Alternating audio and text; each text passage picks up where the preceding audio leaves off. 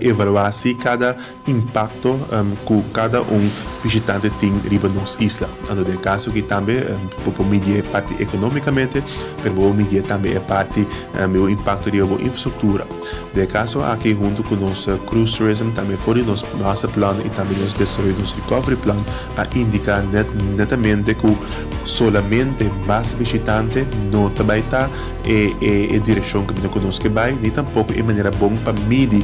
desenvolvimento positivo de turismo. Nós consciente que o impacto econômico de cruzeiro junto com o stayover está algo grande para o financeiramente, mas também economicamente para cada casa e família. Pensei também em Equador e também com o cruise tourism, o que conosco é manejar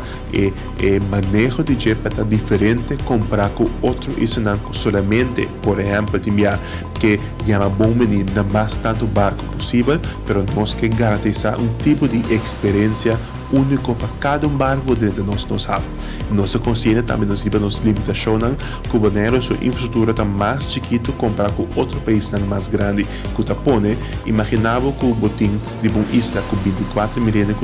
habitantes, que tem 2 barcos de 5 ou 6 mil pessoas, que já acaba tem muito opinião ao mesmo tempo de uma infraestrutura chiquito que não pode carregar. E de Equador é o que nossa papel que compra implementar o que nós chamamos de One Call a Day, que pode garantir uma experiência para cada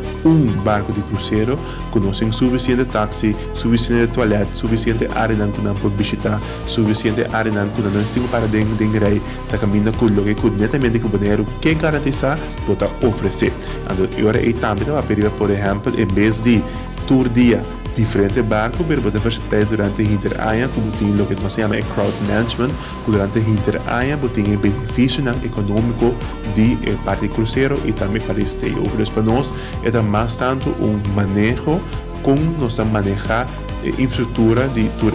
vamos dizer obrigado que o turismo está oferecendo.